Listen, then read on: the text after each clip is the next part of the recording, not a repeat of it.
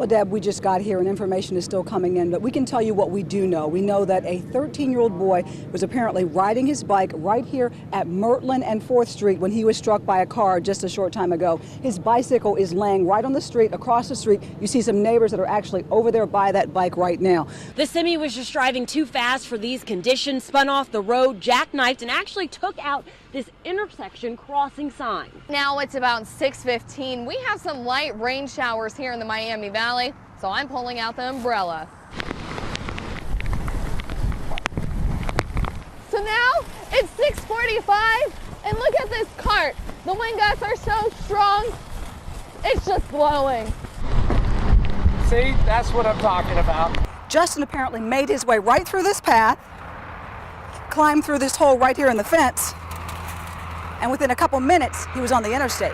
Now back out here live, you can see people who have just parked up at the top of the street and are making the trek all the way down. People have been doing this all day, and people who live here say they can't get any answers. That's why they're frustrated. They're government housing, so Springfield Metro owns the street, but then they say it's the county's responsibility. I did reach out to the sheriff's office, who tells me they are aware of the problem, but they can't work on it until all of the water recedes. Well, we don't see any water here, so there's still a lot of questions that we're going to work to get answered for you. Reporting live here in Park Lane, Alexandra Lewis, Fox 45 News. Officer Randy Bean wants to prevent crime, not just fight it. Come back here, have a seat real quick, all right, man? The first stop shows what he sees every day.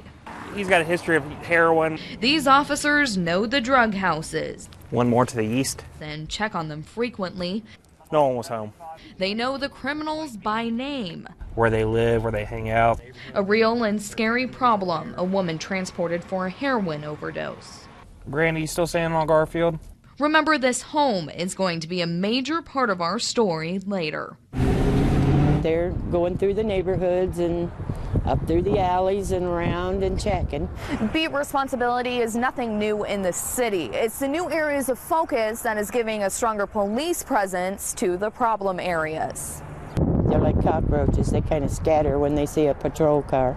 Our next stop. So there's no drugs in the car. No drugs in the car, but this woman was arrested for drug instruments She has a needle. and taken away to be booked into jail. As the sun sets in the city and the moon moves in, so do the problems. Just go out at night and buy. Open the door now! Remember that house we were at earlier? This man found inside the home with a lot of drugs. Officers can't link him to them, though, so he's arrested for failing to register as a sex offender. Crack pipes. That's heroin in there, and that's crack. Officers go inside the house at the request of the landlord, who's working to evict what he calls a problem.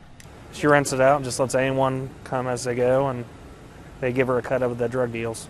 And at the end of the night, another familiar face to police taken off in a patrol car. It's utterly ridiculous. This isn't the Wild West. We are in the heart of Clayton. We hit near the Clayton exit, and all of a sudden my fiance said, "We got a door open," and the chase was on. On his trip to market from Springfield to Greenville, Mr. Moo made a run for it. The interstate was a wreck. Finally got traffic to stop, and we got the cow off, and she went through a drainage fence, and that's how she got into these neighborhoods. And when I actually got home, the cow was coming across the yard, and it went into our backyard, and it's a big cow. For over 3 hours, Mr. Moo eluded capture by a full-fledged team of OSP troopers, Clayton police officers, and who says there aren't cowboys in western Ohio. We needed a horse, but that wasn't practical here with all the fences and stuff. It's generally what we use. But a horse wasn't necessary, and the runaway steer finally met his match, taking his last breath of freedom.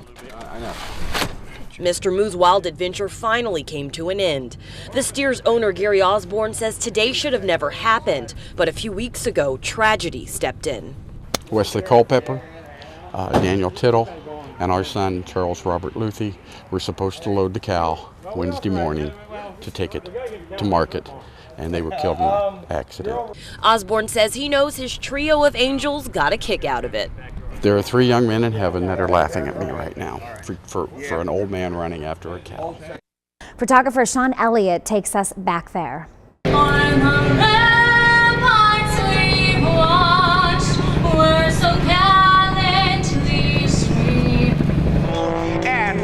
7 and side 8. Ladies and gentlemen, Wagstaff. They did 130 performances in 1914, again including here in Dayton, Ohio. As we hit the sound in J Roberts, this first one will be the diamond. Pull down. Coming right down toward the target in the drop zone. Watch him put on the brakes. She's trying to shake up Neil Darnell. She's got him. He's holding her. You are clear for takeoff. Have a good one. Clear for takeoff.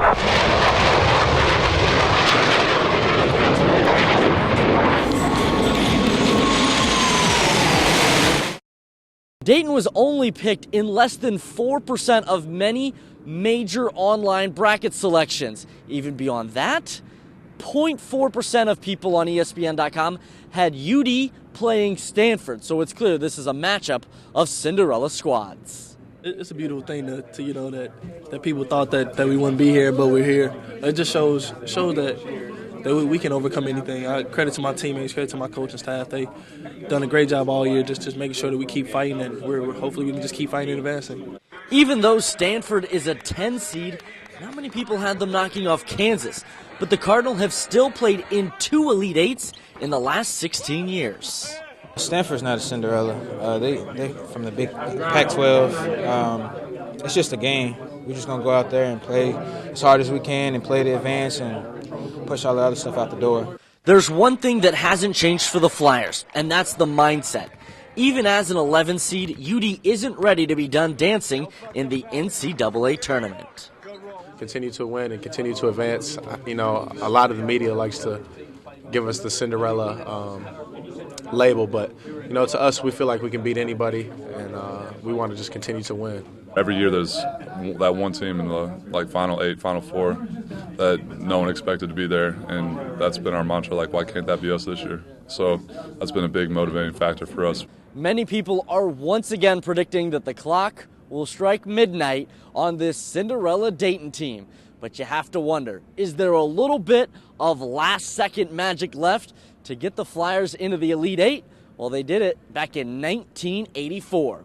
In Memphis, I'm James Ryder for Fox 45 News. Well, we're walking down the famous Beale Street here in Memphis, looking for the best barbecue in town. Well, and B.B. King, he's known for his music, but also a little bit of the food as well. I don't know. I can't really keep up with him musically, so... You got the food down, though. The food I can do. Let's do the food. We're going in.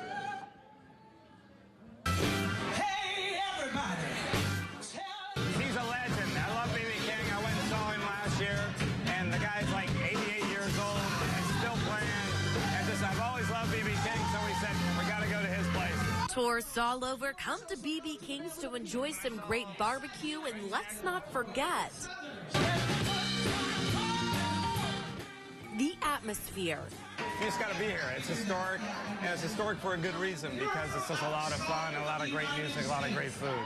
We sat down next to the King Bees and enjoyed a full slab of ribs, cornbread, fried catfish, and barbecue nachos. Within minutes, the ribs were gone, and James and I decided it was time to boogie. It's a pretty festive atmosphere, and I have a feeling that even though the tournament's in town, it's like this all the time. A time we enjoyed and UD fans are already enjoying. You got to go to Beale Street. You got to enjoy Beale Street. Oh, we are outside B.B. King's. The food was amazing. My stomach is still so full from it. I feel like I'm going to burst. I think, actually, I got some saving it for later. Well, barbecue sauce still left on me. Saving it for later. All right. Well, if you're out here and you're in Memphis and you're cheering on the UD Flyers, you got to check this place out. It was delicious. But for now, we're in Memphis. I'm Elise Coulter with James Ryder for ABC 22 News.